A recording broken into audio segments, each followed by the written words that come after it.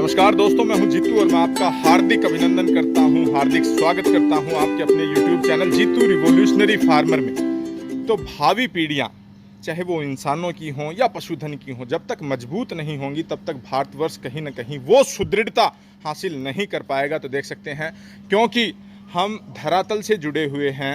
आज भी अगर भारत की जनसंख्या को देखें तो ज़्यादातर जनसंख्या 70 से लेकर के 80% जो भारत की जनसंख्या है वो शाकाहारी है। शाकाहारी मतलब दूध, दही, घी, इन चीज़ों से ज़्यादातर अपने शरीर का जो प्रोटीन है वो लेती है। शहरों में आम बात है कि बच्चों को एक गिलास दूध का पिला करके स्कूल में भेजा जाता है और दही भी काफ़ी चाव से खाया जाता है, लस्सी उसी प्रकार से, पनीर। तो ये देख सकते हैं, जब तक हमारी अच्छी नस्लें पशुधन की आगे विकसित नहीं होंगी तो हमारे जो बच्चे हैं वो किस तरह के पशुधन से क्या दूध की प्राप्ति करेंगे। उसके लिए एक बार फिर जानकारी लेते हैं लाला प्रधान सर से, गांव मुनीमपुर से। देख सकते हैं काफ़ी अच्छा तजुर्बा है, बात बिल्कुल खरी करते हैं। तो इनसे जानेंगे क्यों आज हमारा जो पशुधन विकास है वो ठिठक गया है। तो उसके बारे में जानकारी मैं लेना चाहूँगा। आगे आएँ सर, बताएं। जीतू भाई, सबसे पहले नमस्कार। नमस्कार नमस्कार। और सभी दर्शकों को, और एक साथी है मेरा हिमाचल से, ठीक है, उसको भी मैं स्पेशल नमस्कार भेज रहा हूँ सर। भेज रहे हैं, नाम बता करके उनका अभिनंदन भेजे उनके पास। नहीं, वो नाम ही समझ हो गया। ठीक है, ठीक है। फेसबुक से मेरे से जुड़े रहते हैं। ठीक है, ठीक है। और वो मेरे पीछे पड़े भी रहते हैं। ठीक है कि भी घी लाइन की भैंस दे दो, ये दे दो, वो दे दो। आप प्रधान जी व्हाट्सएप, यूट्यूब, फलाना धकड़ा, आप एक भैंस नहीं दे सकते। तो उसने अपनी कहानी बताई मेरे को, संक्षिप्त से मैं बता देता हूँ आपको। बोला जी, मैं हरियाणा वालों ने बर्बाद कर दिया। मैं बोला क्या बात होगी? बोला जी, मैं एक छोटा सा, ऐसा समझ लो जैसे एक माली किस्म का, और मैं अपने एक दो बच्चों का पेट पालना चाहूँ था। और बोला धोखा दे के न 2 बार खार की कटड़ी में ले गया, इनसे मंगवाई ऑनलाइन। और बोला वो कटड़ियाँ 5-5, 6-6 लीटर दूध देती हैं। मैं बोला मगर तू तो ठगा के फंस गया कि भाई। मगर कितने की मंगाई? बोला जी मेरे तो यहाँ लाख की पड़ी है, वहाँ से पता नहीं कोई 78 की खुली होगी, कोई 72 की। मगर जहाँ से जब 78-72 की जो कटड़ियाँ खुलती है ना जी, वो तो बकरियाँ होती हैं। मगर उन्हें दूध तो देना इतना था। उन्होंने आपको सिर्फ एक धोखे में रखा कि ये 12-13 दे देंगी। हमारे यहाँ जो 70-72 की जो मिलती है ना जी, उनसे कोई उम्मीद मत पालियो कि ये कोई बाल्टे भर देंगी। नहीं, ऐसे बाल्टे कहाँ से भर देंगी? जब ये बताओ जीतू भाई। लेकिन पहले उससे मैं ये कह देता हूँ, देखो घी वाली भैंस तो किसी को मैंने देनी नहीं, लेकिन वो कह रहे हैं कि भाई आपसे घर से कोई मैं कटड़ी लूँ, नहीं वो कोई भैंस लूँ। तो मैं उनको बोलता हूँ, अगर जी ये 2 कटड़ी हैं, इनमें से कोई भी कटड़ी अगर जो आप लोगे तो 5 भाई जो कहते हैं ना, तो हमारे यहाँ 5 भाई परमेश्वर होते हैं। ठीक है। जो आपकी साइड के 5 भाई ये नु कह दे भी 1 लाख की है, तो मैं उसमें से 10,000 कम में दे दूंगा। ठीक है। ठीक है। तो नस्लें किस तरह से विकसित होती हैं? क्या लागत उन पे लगती है? हाँ। अब लोग क्या सोचते हैं कि भी कटड़िया मतलब ये भैंस, जो जैसे मैंने बताई कि वो 70-75 हजार की कोई भैंस नहीं होती। क्योंकि 70-72 हजार की भैंस अगर जब दूध देने लगेंगे तो फिर मेरी ये कटड़िया जो पहले 4 महीने में एक कटड़ी का 36,000 रुपए मात्र 4 महीने का खर्चा है। क्योंकि 5 किलो दूध तो मैं पिलाता ही पिलाता हूँ। ठीक है। 4 महीने तक, और उससे आगे लगा ले जब 8 महीने का और लगा ले खर्चा, यानी कि पहले ही साल में वो 72-70 हजार की हो जाती है। अगले 1 साल और में 70-72 की हो जाएगी। तो अब ये बताओ भाई, फिर वो कटड़िया कहाँ तक बेचेगा? अब लोग ये सोचते हैं कि भी जो 35-35 हजार की कटड़िया लेके आप क्या सोचोगे, उनसे कोई नदी भर लोगे? नहीं, जो क्योंकि इनका जब मेरा खर्चा ही जब लाख से ऊपर लग जाएगा तो ये तो कटड़ी मिलेगी नहीं लाख में, और लाख के नीचे मिलेंगी तो वो वही बात है, वही 8 शेर 10 शेर दूध वाली मिलेंगी। ठीक है। अब कुछ भाई मेरे से कहते हैं प्रधान जी कटड़िया दिला दो। मैं बोला भाई मेरे गांव में आ जाओ, एक मुसलमान को पकड़ लाऊंगा, वो आपको पकड़ कर ले आके गाँव में से पकड़ा देगा, जो स्लॉटर के लिए जाती है। हाँ, वही कटड़िया बिकेंगे। हमारे यहाँ जमींदार कोई क्या सोचता है, कोई 15 लीटर वाली कटड़ी को हमारा जमींदार बेच देगा। हमारा जमींदार इतना भरपूर, इतना खुशहाल जमींदार है हमारा। यहाँ कोई 15-20 किलो जिसकी माँ ने दूध दिया वो कौन कटड़ी को बेच देगा? वो हमारा जमींदार इतना थोड़ी मरा पड़ा जो यहाँ बेच देगा, कोई नहीं बेचेगा।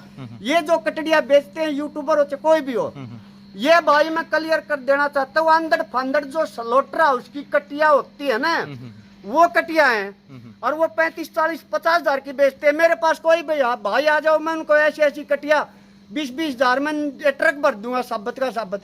लेकिन मैं साथ नहीं जाऊंगा, क्योंकि मैं बेचती मानूंगा। कोई हमारे यहाँ तो मुसलमान खरीदते हैं उन कटियों के, जिनको ये आपके पास बेचते हैं, कुछ नहीं है वो। अगर ये कटड़ी मैंने आपको बताया, ये अब ये कटड़ी है, देखो ये खड़ी करिए इसको जरा, छोटू लात न लगाएं। अब ये कटड़ी है जी, ये 19.5 महीने की कटड़ी है। ठीक है। अब ये मानो मेरे हिसाब से एक लोकल कटड़ी इतनी बड़ी होगी ना, वो कम से कम 3 साल के लगभग ओढ़ पाएगी। ठीक है।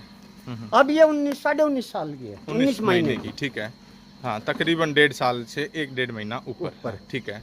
और ये 18 महीने की है जी। इसका 1 महीना 17 दिन का अंतर है, फर्क है। तो देख सकते हैं ये उस जीवाली की है जी। ये घी लाइन की जो भैंस अभी दिखाई है उसकी कटड़ी है तकरीबन 1.5 साल की, और ये देख सकते हैं 19 महीने की। तो अक्सर कहते हैं कि 30-35-40 हजार की कोई कटड़ी मिल जाएगी, कटड़ी पाल लेंगे, तो वो अपने आप को भ्रमित कर रहे हैं। नहीं, मैं तो उनको, जो मेरे पास फोन आता है उनको ये कहता हूँ, भैया इससे अच्छा कोई दूध की भैंस ले लो, कटड़ी पालोगे, आप धोखे में चले जाओगे, कटड़ी का खर्चा लग जाए। अगर अच्छी कटिया होगी तो कोई जमींदार देगा नहीं, क्योंकि जमींदार हमारे पास खेत भी है, तूड़ा भी है, छावा भी बतेरी है, सब कुछ हमारे पास। जमींदार के पास क्या चीज की कमी है, क्यों देगा भाई वो? अगर जो कटिया बिकेंगे वो वही बात है 8-10 किलो वाली भैंस की, तो फिर उसमें क्या है, पाले भी गाओ, खर्चा भी करेगा, 30-35 की तो ले जाएगा। ठीक है। 1 साल तक वो 30-35 उसको चराए भी मान लीजिए, और वो 8-10 किलो दूध पड़ेगी तो क्या करेगा उसको? क्या करेगा? भूखा मरेगा वो तो। बात यही है जीतू भाई, कटिया नहीं लेनी चाहिए, बात यही है। तो आजकल इधर आए, सामने आए, मैं आपसे खुल के चर्चाएं करना चाहूँगा। बस अब यहीं से आप बताएं।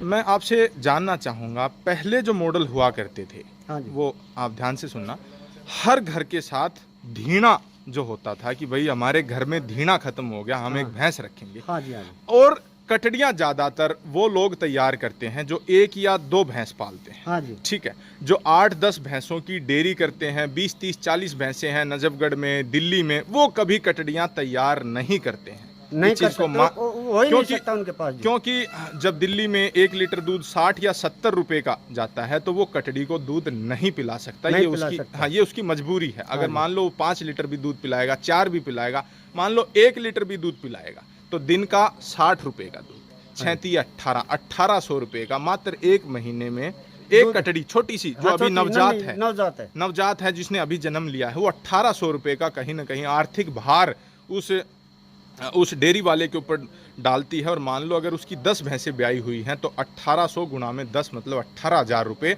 वो 1 लीटर दूध ज्यादा चुरा करके और कर सकता है। तो वो क्यों कटड़ियों को दूध छोड़ेगा? तो ऐसी दिक्कतें हमें आती हैं। तो पहले जो हमारे ग्रामीण व्यवस्था में हर घर के साथ पशुधन पाला जाता था, और महिलाएं खासतौर पर जुनून के साथ कटड़ियाँ तैयार करती थी, लेकिन अब उससे बिल्कुल हम विमुख हो गए हैं। दूध उपलब्धता गांव में भी हमें देखने को मिलती है कि जो ग्रामीण हैं वो डोलू लेकर के घूमते रहते हैं, वो खुद उनके पास दूध नहीं होता, और थोड़ी भी अगर कोई बंदा शिक्षित हो जाता है या नौकरी पर लग जाता है, तो उसके अंदर एक इस तरह की भावना आ जाती है कि गोबर में हाथ कौन देगा, ठीक है, हम तो दूध ये से ही दूध लेकर के पी लेंगे।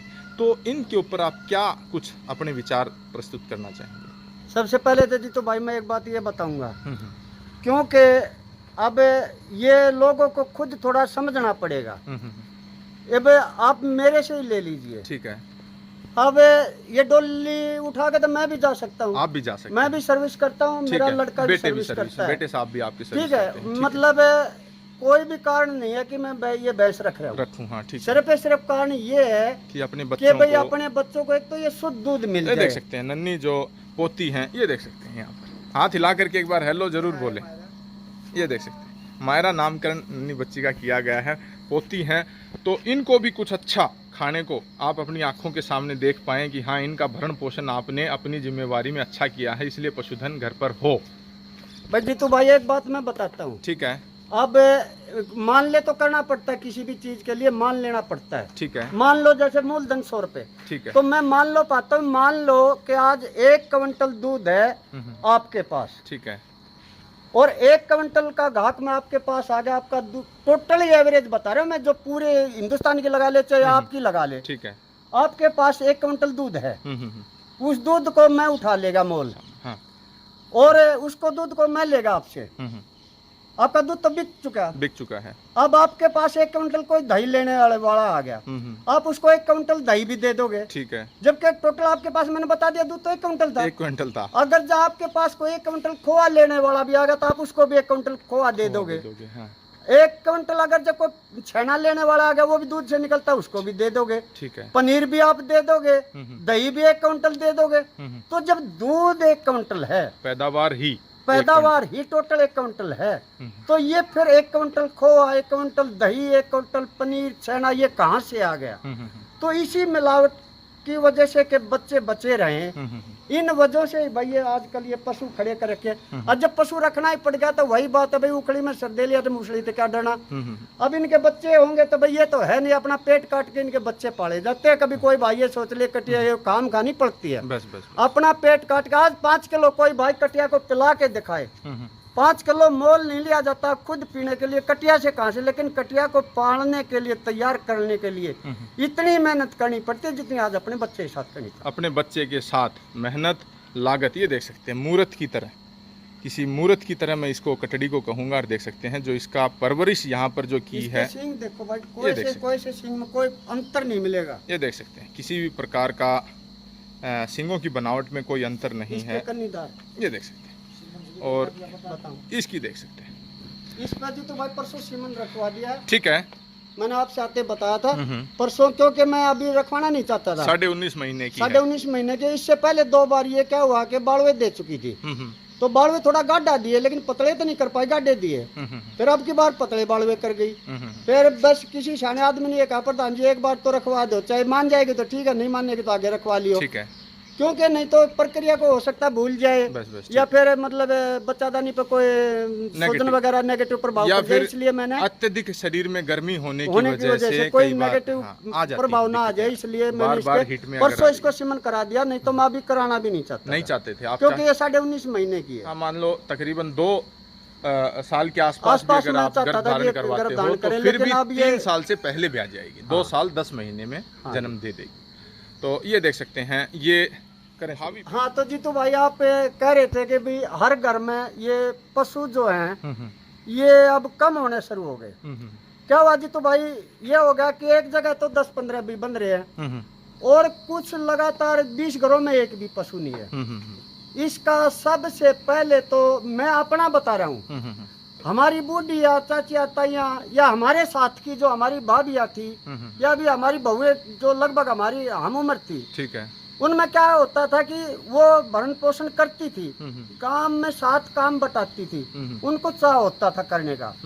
आजकल क्या हो गया, आज जो ये नई जनरेशन है, ठीक है, ये इससे थोड़ा दूर भाग रही है, इनसे बचना चाहती है कि इसमें से थोड़ा बदबू आती है, या मानो काम नहीं करना चाहते। नहीं तो आदमी के लिए काम कुछ भी नहीं होता है, ठीक है, लेकिन कुछ इनसे बचना। लेकिन मैं ये बता देता हूँ, अपनी बहन है, अपनी बेटियां हैं, जो अपनी हैं बहन बेटियां सभी, ठीक है, लेकिन मैं ये कहता हूँ कम से कम आप एक भावी जो पीढ़ी जो प्रजनन क्रिया है उसमें जो आपसे जो बच्चे हमारी भावी संतानें होंगी ना, कम से कम वो कमजोर नस्लें पक्का लेके आएंगी।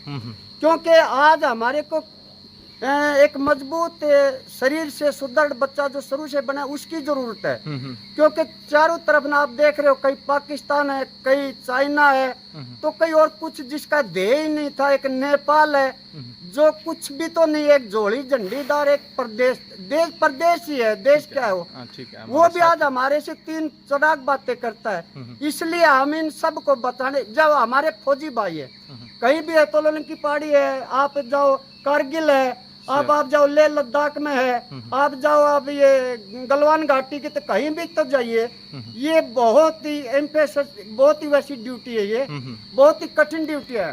तो वहाँ पे जो घी दूध जब हमारे घर में पैदा होगा तो बच्चे खाएंगे तो सुदृढ़ पे, और देश की रक्षा भी वही बच्चे वही लोग फौज में जाकर कर सकते हैं, जो कि देहात में एक दूध घर से पैदा हुआ दूध मक्खन दही घी खा के, ये बिल्कुल जो सटीक। होता है ये नाचने गाने वाला तो कहीं से भी छोले भटूरे खा के पैदा हो जाएगा, लेकिन अगर जब देश की रक्षा करनी पड़ेगी तो घी दूध खा के ही जवान तैयार होता है, न कि छोले भटूरे खा के। ये देख सकते हैं काफी अच्छी जानकारी लाला प्रधान सर गांव मुनीमपुर से इन्होंने दी।